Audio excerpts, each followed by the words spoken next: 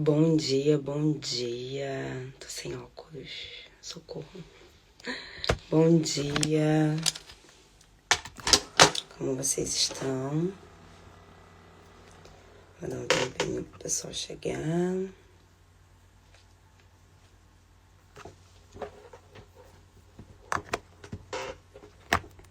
Bom dia, Adri. Como estão os bebês? As coisas aí na Irlanda, como é que tá?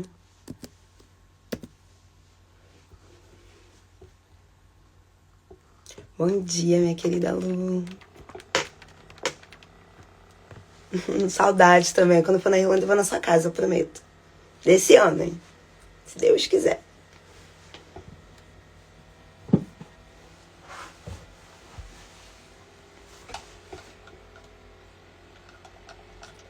Bom dia, bom dia. Pegue um cafezinho de vocês. Ontem eu não falei do café, porque eu não bebo café e eu tô de jejum. Mas eu tô com minha água. Então pegue um café, a Bíblia, abre em Josué. Ah, pode deixar, vou sim, eu te aviso.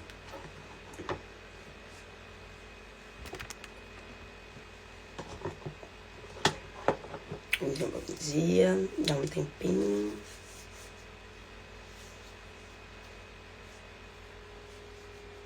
Bom dia.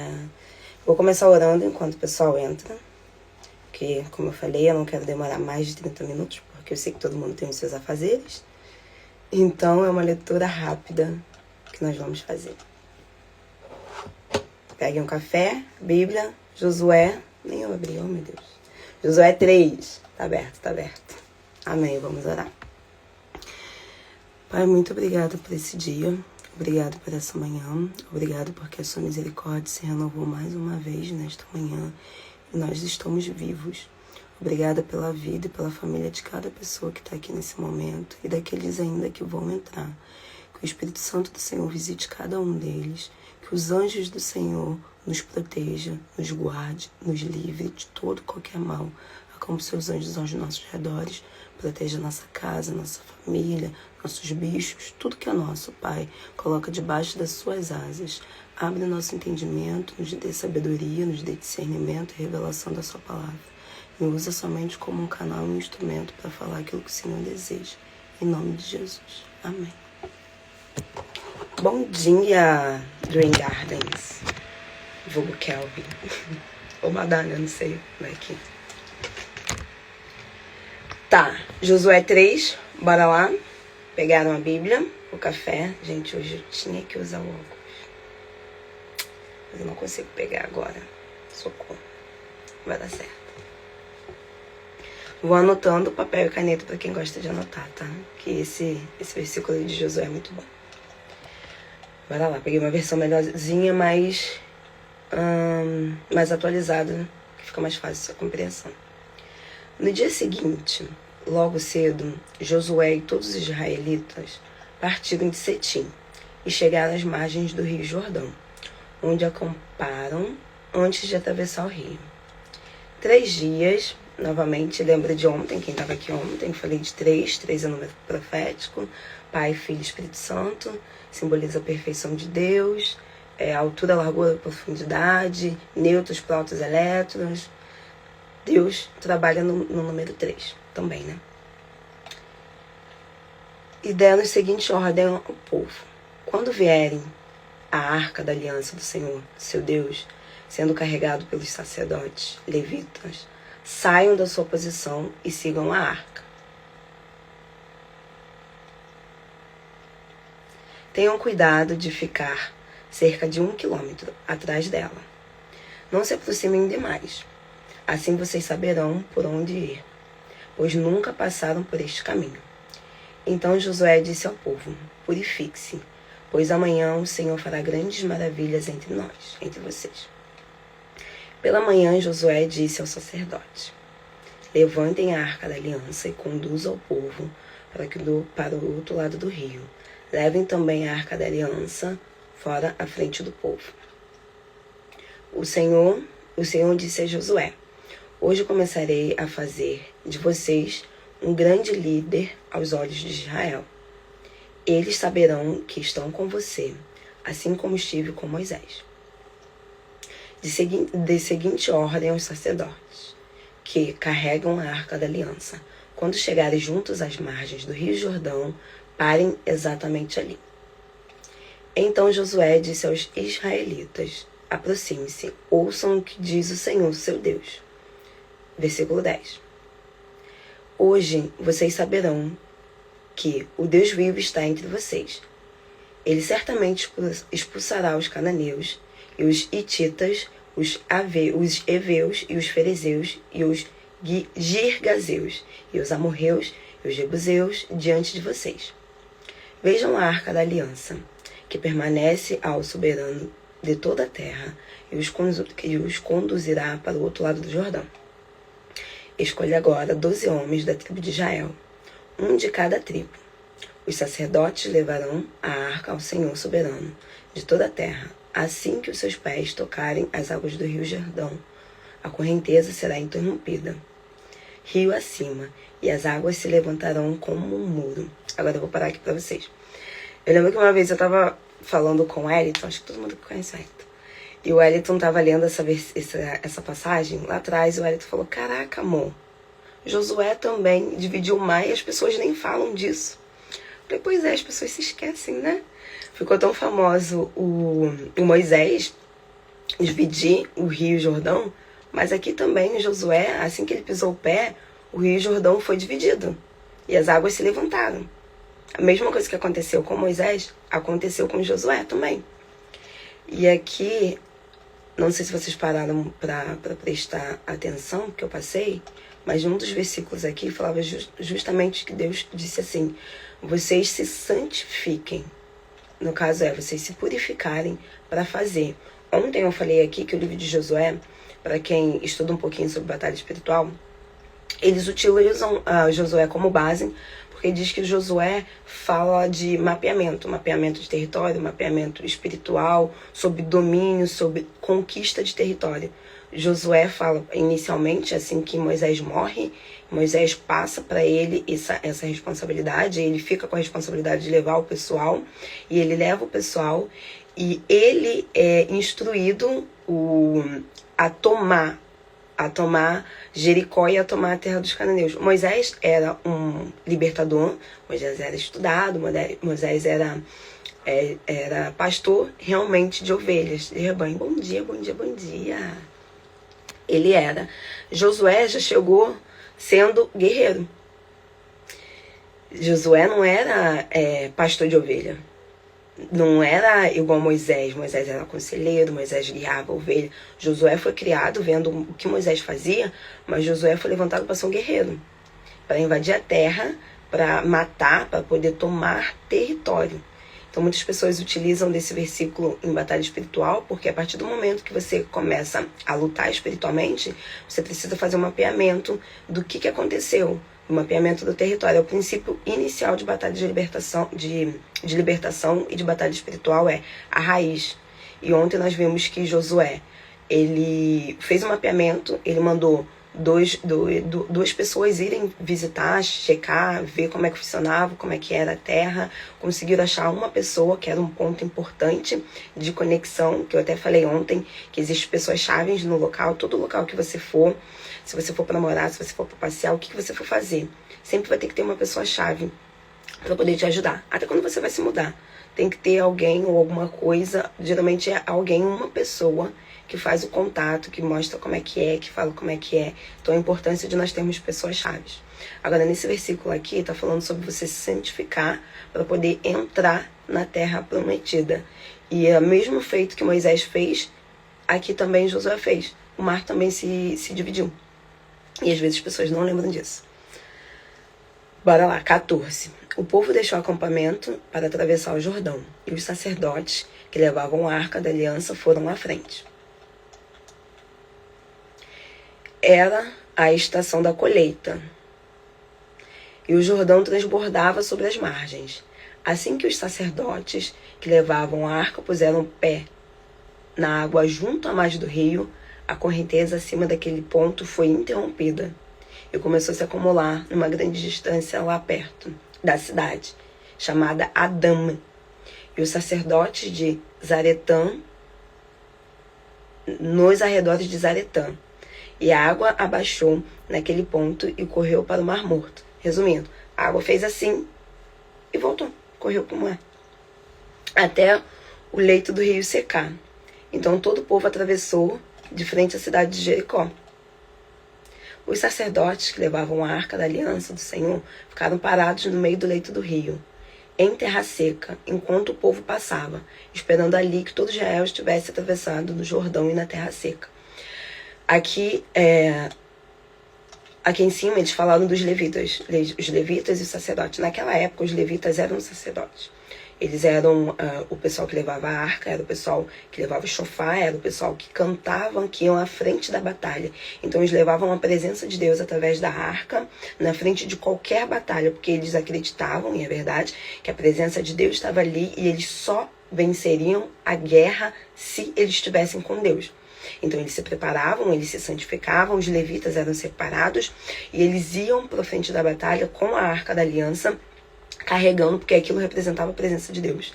Então quando diz aqui que eles ficaram parados no rio enquanto as pessoas passavam, é porque eles acreditavam que a presença de Deus estava ali e aquele feito tinha acontecido por conta da presença de Deus e que todo mundo deveria passar porque Deus estava ali no meio deles. Assim como Deus fez com Moisés, e Moisés passou e toda a tribo passou, todo o povo de Israel passou, eles também permaneceram ali com a arca parado. Porque diferente de Moisés, assim que Moisés atravessou o rio Jordão, Deus deu os mandamentos lá em cima, deu as leis, deu a tábua das leis, em Levítico, Deuteronômios, eles começaram a constituir leis. E foi a partir daí que eles começaram a montar a Arca da Aliança, para que Deus habitasse com o povo. Então nessa segunda parte, em que Josué vai e atravessa, Deus já está presente na Arca da Aliança. Por isso que eles levavam a presença de Deus. Porque com Moisés, Deus falava face a face. Então Moisés ia e as pessoas sabiam que Deus estava com Moisés. Mas agora não, tinha uma presença física, que não era física, mas era uma representação física através da aliança com os sacerdotes. Vamos lá pro 4, capítulo 4. Tá tudo bem? Alguma dúvida aí? Algum comentário?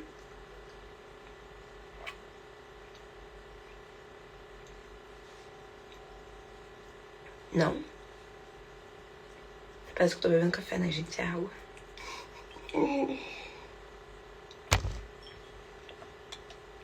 Amém. Bora lá, então. Tudo bem? Obrigada, Luzinha, pelo feedback. Estão ouvindo direitinho?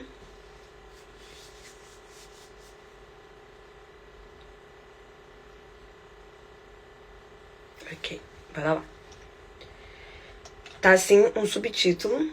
Obrigada, Nath, bem-vinda. Não sei se vocês na Bíblia de vocês tem, mas no meu, que eu tô lendo a versão online, tá: os monumentos da travessia do Jordão. E agora eu quero que vocês prestem muita atenção nesse versículo 4, que tem vários pontos chaves aqui, e eu vou precisar que vocês anotem, porque às vezes eu vou lendo, eu pego, eu processo, eu falo, mas é porque vem um insight na minha cabeça, tá? E aí, então eu vou precisar que vocês anotem pra vocês não se perderem, porque eu não anotei. Eu ia ler pra trazer pra vocês, mas eu falei, não, vou ler junto com o pessoal na hora. Então tá bom, obrigada. Vamos continuar. 4. Quando o povo havia atravessado o Jordão, o Senhor disse a Josué: escolham 12 homens, um de cada tribo, e dei a eles as seguintes ordens: peguem 12 pedras do local onde os sacerdotes estão parados no meio do rio, tá? Eu vou colocar aqui pra vocês, eu lembro, mas eu vou colocar aqui só pra vocês lerem direitinho. Para nessa parte, tá? E eu vou colocar pra vocês aqui o simbolismo, o significado, eu vou ler, que é mais fácil. Do número 12 para o povo de Israel, para os israelitas, para o pessoal de Israel, hebraico.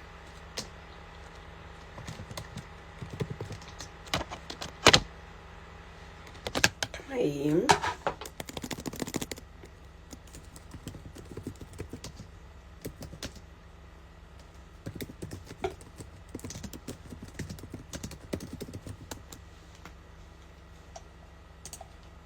Tá. 12 representa cada tribo.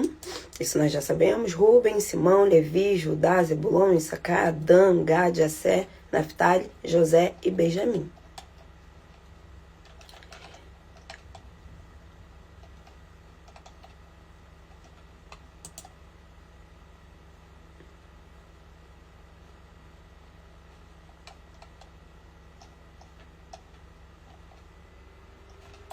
Aí, deixa eu procurar. Ok. Tá. Em hebraico, a letra também é um número. Não sei se vocês sabem, mas letra também é número em hebraico, tá? E há uns estudos que dizem que existe ligação também com o nome de alguns anjos. Eu não posso falar exatamente porque eu não li essa parte, mas sim, eles falam que tem ligação com nome de anjos também, em hebraico.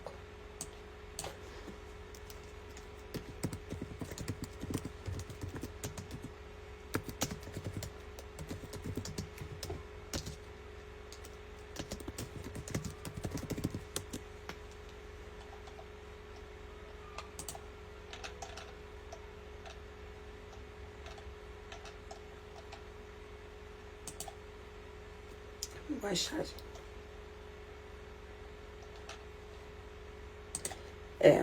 Mexer no computador dos outros é maravilhoso, né?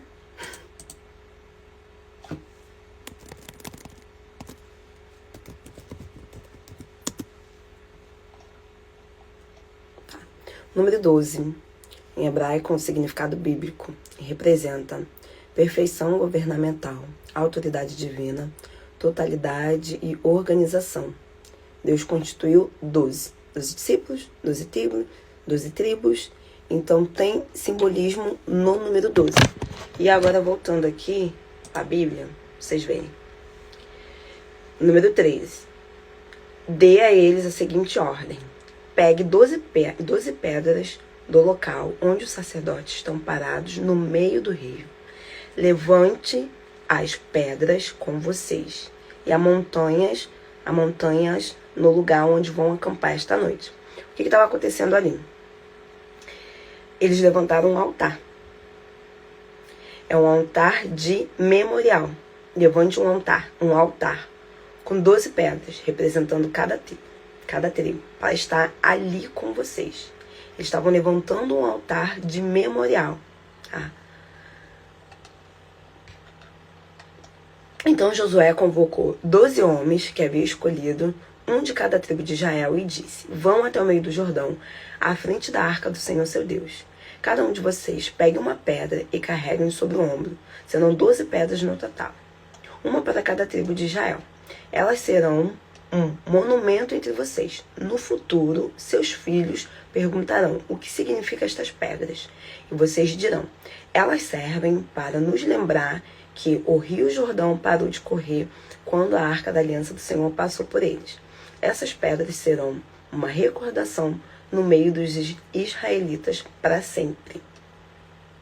Assim os israelitas fizeram com Josué, como Josué havia ordenado. Pegaram 12 pedras no meio do rio Jordão, um para cada tribo, exatamente como o Senhor tinha dito a Josué. Levantaram a pedra ao lugar onde acamparam naquela noite e deixaram ali as 12. Josué também ergueu um monumento com 12 pedras no meio do rio Jordão, no lugar onde haviam parado os sacerdotes, e levantaram a arca da aliança. Essas pedras estão lá até hoje. Lembra que eu falei da presença de vocês, da arca que os levitas levavam, carregavam? Eles decidiram que ali mesmo eles iriam levantar e deixar. A arca ali estava representando Deus, enquanto eles passavam. Então eles colocaram as 12 pedras ali, representando cada tribo, levantando um altar em memorial ao Senhor, para lembrar que o Senhor dividiu o mar ali naquele momento que eles passaram. Então foi levantado, erguido um altar naquele momento. Vou anotando. Os sacerdotes, que estavam 10, tá, gente? Os sacerdotes que levavam a arca ficaram parados no meio do rio até que fossem cumpridas todas as ordens que o Senhor transmitira a Josué por meio de Moisés. E o povo se apressou em atravessar o leito do rio. 4 homens, para quem chegou agora. Os guerreiros da tribo de Ruben... 4:11. Quando todos chegaram ao outro lado, os sacerdotes atravessaram com a arca do Senhor enquanto o povo observava. Os guerreiros da tribo de Ruben, de Gade e da meia tribo de Manassés atravessaram a frente dos israelitas armados conforme Moisés havia instruído. Esses homens, cerca de 40.000, estavam armados para a guerra. E o Senhor ia com eles enquanto avançavam pela planície de Jericó. Naquele dia, o Senhor fez Josué um grande líder aos olhos de todo Israel. E eles o respeitaram, enquanto ele viveu, como havia respeitado Moisés. O Senhor disse a Josué: ordene aos sacerdotes que levem a arca da aliança, que saiam do meio do rio. Então Josué ordenou. Saiu do meio do rio. Até então eles estavam lá parados no meio do rio. O rio secou, eles já atravessaram, eles estavam lá parados. Assim que os sacerdotes que levavam a arca da aliança do Senhor saíram do leito do rio, pisaram em terra seca, a água do Jordão voltou a fluir e transbordou sobre as margens como antes. Então, lembrando, eles deixaram lá as pedras para toda vez que o rio abaixasse, toda vez que alguém passasse ali, se lembrasse que ali o Senhor esteve, que um altar foi levantado ali e que aquele rio tinha secado. E assim que eles saíram, o rio novamente subiu. 4:19. Josué 4:19. O povo atravessou o Jordão no 10º dia do primeiro mês. Novamente, existe significados proféticos sobre os números. Tá? 10º é o número 10 do primeiro mês. Primeiro mês em hebraico, eu não lembro, deixa eu ver.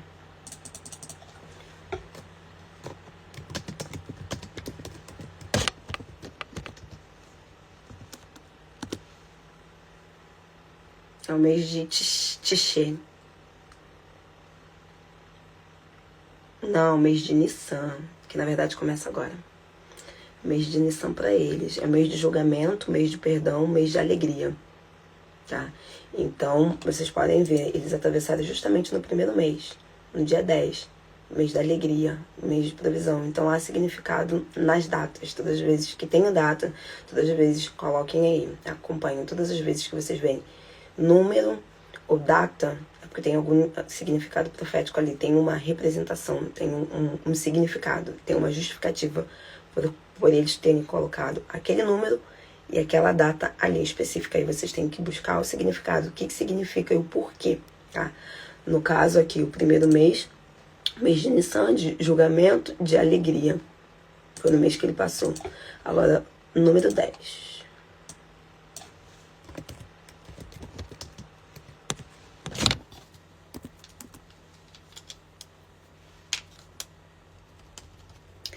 Perfeição, plenitude e ordem divina. Então, por aí vocês já sabem, né?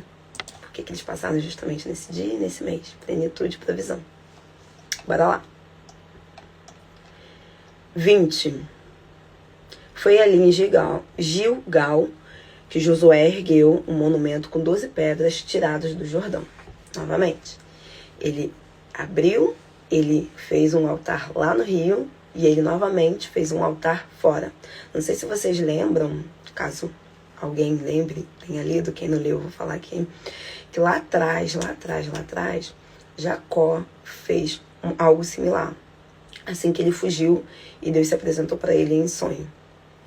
Ele pegou uma pedra, ele colocou uma pedra e ele dormiu sobre a pedra. Ele fez da pedra o seu travesseiro. Na verdade, ele estava ali construindo um altar também. Ele fez um memorial. Então, quando diz aqui de pedra, eles estão falando sobre altar. E aí, eles fizeram isso dentro do Jordão e fizeram fora do Jordão. E em Abraão também, todos os lugares que Abraão passou, depois que virou Abraão, ele também levantava um altar. E o altar, naquela época, era feito de pedras e sacrifícios. Ali não tinha sacrifício, eles não estavam fazendo sacrifício, mas eles estavam fazendo um memorial de pedra. Então, eles estavam fazendo basicamente a mesma coisa que foi feita lá atrás. Assim que Noé saiu da arca, a mesma coisa. Deus mandou, não lembro se foi Deus que mandou ou se ele decidiu por conta própria, mas fez-se um altar de sacrifício, acho que ele fez por conta própria. de sacrifício ao Senhor, ali mesmo, com pedras. Então, novamente, quando você faz um altar, você está entregando para Deus. Isso é um memorial, e no mundo espiritual tem significado o altar. Qualquer dia a gente pode falar sobre isso. Bora lá. 20. Foi ali em Gilgal que Josué ergueu um monumento com 12 pedras tiradas do rio Jordão. Então Josué disse aos israelitas: no futuro seus filhos perguntarão: o que significam estas pedras? E vocês dirão: aqui o povo de Israel atravessou no Jordão com os pés enxutos, pois o Senhor seu Deus secou o rio diante dos seus olhos e manteve seco até todos vocês atravessarem, como fez com o mar vermelho. Quando secou, até que todos nós tivéssemos atravessados. Vou ler novamente, gente, porque a minha vista está maravilhosa. E vocês dirão: aqui o povo de Israel atravessou o Jordão a pés enxutos, pois o Senhor, seu Deus, secou o rio diante dos seus olhos e manteve seco até todos vocês atravessarem, como fez com o mar vermelho. Quando secou, até que todos nós estivéssemos atravessados. Fez isso para que todas as nações da terra saibam que a mão do Senhor é poderosa e para que vocês temam o Senhor, seu Deus, para sempre. Bom dia quem entrou aí. Então, em resumo, tá? Esses dois versículos, o 3 e o 4, já está quase acabando, está dando quase 30 minutos. Deus falou sobre preparação, Deus falou sobre dependência, Deus mostrou preparação, dependência, eu vou anotando aí, gente, porque depois eu esqueço. Preparação, dependência. Deus se revelou para eles, assim como fez com Moisés, pois Josué não fez o mesmo feito, mas fez um feito parecido, porque ele também atravessou, cortou um rio, assim como Moisés também fez. E não é citado, as pessoas não falam sobre isso. Mas Josué também passou em terra seca, em frente a um rio. E aqui, 2 pontos. Altar que foi levantado em consagração e memorial. Por quê? Porque nós somos muito fáceis de esquecer as coisas. Se nós não anotarmos, é muito fácil nós esquecermos o que Deus fez na nossa vida, ou que qualquer pessoa fez na nossa vida. Nós somos muito suscetíveis a, no dia ruim, esquecer o que passou de bom. Nós vivemos várias coisas muito boas, mas aquela coisa ruim nos faz lembrar mais do que é boa. Por isso que Deus falou: faça um altar no meio do rio, para vocês lembrarem que eu cortei o rio, que vocês passaram pelo rio. E depois o rio cobriu. Isso o quê? Quer dizer que está em secreto. Foi um altar feito em secreto. Mas também Deus fez um altar e mostrou um altar em terra. Eu tomei a roupa, vocês estão vendo, né? Em terra seca.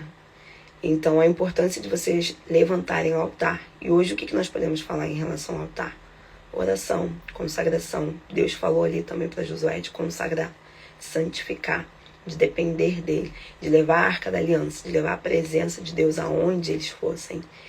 Então, esses 2 versículos para mim falou muito nisso, nesse sentido de dependência do Senhor se revelar, de você levantar altares. Altares nada mais é do que consagração, de você orar, de você entregar Deus, colocar Deus à frente de tudo que você fizer, que Ele vai dar a provisão.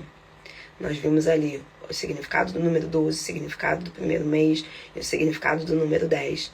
E também vemos que toda vez que aparecem números e datas, é profético. Tem ali algum simbolismo, tem ali um significado, porque Deus trabalha com ordem, Deus trabalha com datas, Deus trabalha com provisão. Não é à toa que Ele fez o mundo em 7 dias e cada número representa alguma coisa. O 3 representa Pai, Filho e Espírito Santo, plenitude. E muitas coisas você vê o número 3, altura, largura, profundidade. Várias coisas têm representação do número 3. 3 é plenitude. E aí nós vimos o simbolismo do número 10. Também tem significado.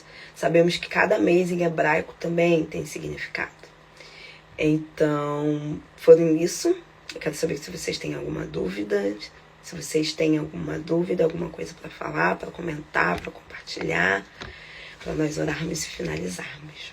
Alguma dúvida, eu vou esperar vocês falarem.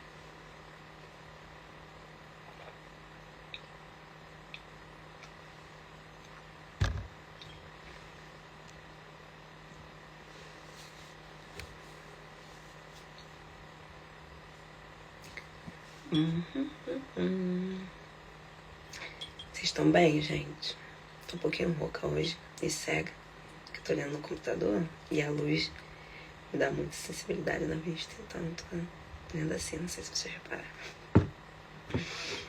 Alguma dúvida, gente? Algum ponto?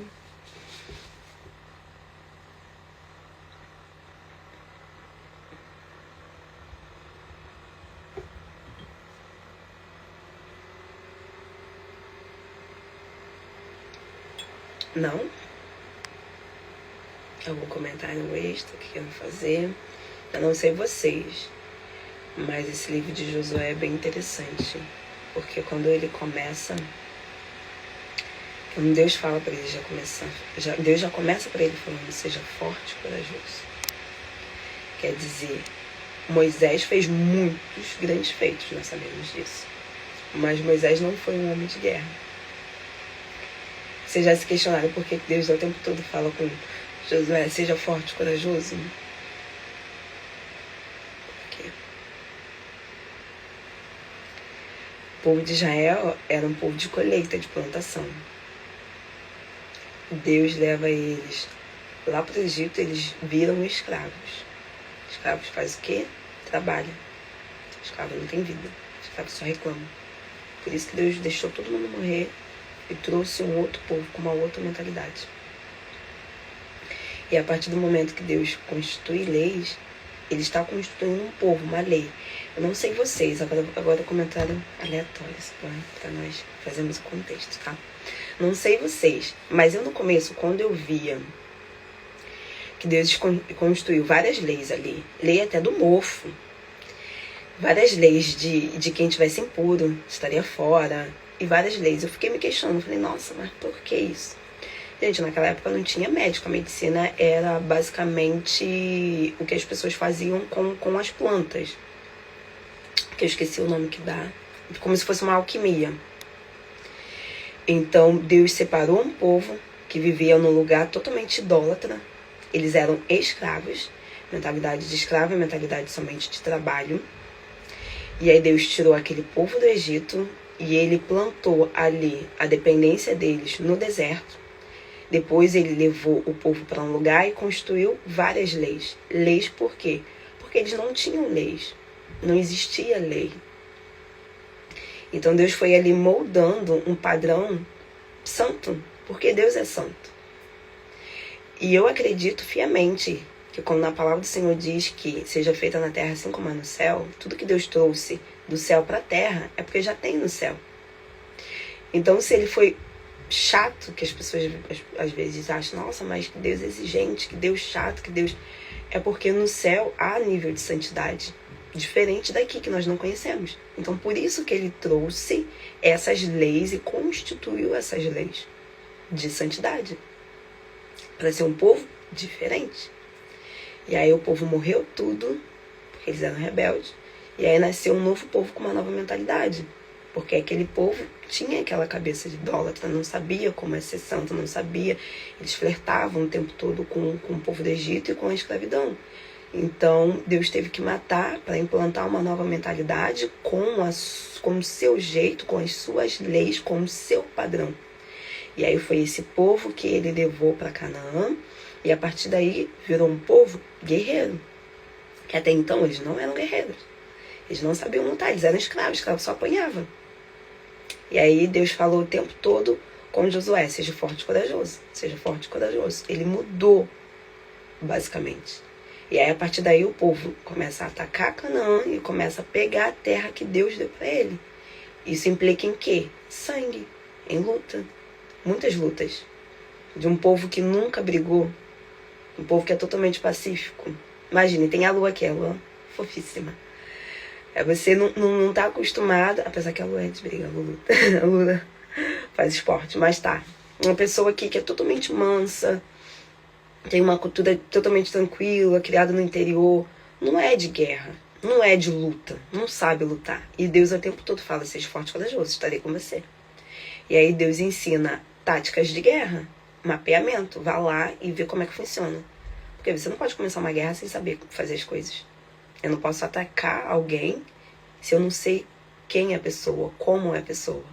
Então Deus ensina e instrui as pessoas a dependerem dele, a ouvir a voz dele, a se santificarem, a pesquisar o terreno, a conhecer o terreno, a criar estratégias e a dominar. Deus falou, tudo que você colocar a planta dos seus pés será seu. Por quê? Território, autoridade. Mesmo com o esporte eu sou muito calminha, pois. É isso, um padrão calmo. E aí do nada, Deus não. Eles vão pegar aquele território. Só que esse povo não está preparado para aquele território, porque quem mora lá é gigante, é guerreiro, é idólatra. É um povo que vem da origem, lá de trás. Povo que fez armas, fez espátulas, que fez a tribo, eu não lembro, mas são várias tribos aqui que se originaram, que se você for pegar lá na Bíblia, se você for lá em Gênesis, assim que Caim saiu, Caim construiu uma cidade chamada Enoque. E o pessoal de Enoque era o pessoal do ferrolho, era o pessoal que fazia lança, era o pessoal que começou a construir essas coisas. Então esse povo todo aí estava ali. E aí imagine, você nunca nem viu, você só recebia chicotada, você teve que ir para uma terra onde tinha gente que era genética misturada com gigantes, onde o pessoal era carniceiro, era vingativo, era sanguinário, e você tem de lutar com eles para pegar aquela terra. Então Deus deixou todo mundo morrer, e a partir dali foi instruindo, seja forte e corajoso, eu serei com você, eu serei com você, eu serei com você. E aí, nesses últimos 2 versículos, nós vemos como Deus pede para eles se santificarem e para levar a arca, que a presença dele estaria com eles. Para eles não se esquecerem o que Deus fez, porque nós somos muito suscetíveis a esquecer as coisas. É fácil. Então, desde lá até aqui, Deus está preparando, está moldando e está mudando a mentalidade das pessoas. Para quando eles chegassem lá, eles tivessem coragem e entendessem que não era a força deles, porque eles não eram mais fortes que os inimigos. Era Deus que fazia. E aí nós vemos muito mais à frente isso quando aconteceu com Davi, que Davi lutou com um cara de 3 metros e pouco, e Davi devia ter 1,60 m, eles estimam no máximo 1,70 m, e Davi lutou com gigantes. Então Deus estava preparando o seu povo desde lá de trás para lutar contra aqueles que estavam na terra dele. E aí, em resumo, é isso, tá? Vocês têm mais alguma coisa para falar, alguma coisa para contribuir, para partilhar, alguma dúvida? Eu já passei, já deu 38 minutos. A meta é 30 para vocês ficarem despachadinhos pro dia de vocês.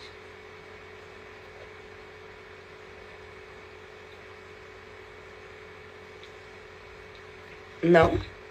Se não tem nenhuma dúvida, nenhuma contribuição, com comentário, nós vamos orar para finalizar.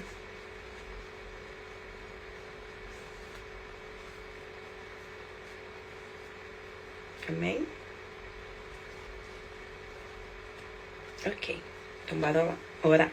Se não tem nenhuma dúvida, nenhum comentário, compartilhar, nós vamos orar. Fechem os olhos de vocês e vamos orar.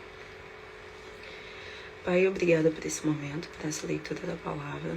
Eu peço que o Senhor se revele a cada um que está aqui, cada um que já se alimentou um pouquinho da palavra do Senhor no dia de hoje. Que o dia deles sejam maravilhosos conforme a sua vontade. Que o Senhor nos dê força, nos dê capacidade, que o Senhor nos guie e nos direcione. Nós entregamos nossos dias nas suas mãos, as nossas vidas nas suas mãos e já te agradecemos por esse momento, por essa oportunidade. Em nome de Jesus. Amém. Amém, gente. Beijinho, 40 minutos já passou. Amanhã, então, nós vamos ler Josué 5 e 6, tá bom? Novamente, às 9 aqui. Hoje eu acho que eu não vi ninguém do Brasil, mas vi da Irlanda. Então, às 9 aqui, estaremos aqui amanhã, nesse mesmo horário, nesse mesmo canal. Tô zoando. Beijinho pra vocês. Ótimo dia, gente. Beijinho, beijinho. Fiquem com Deus.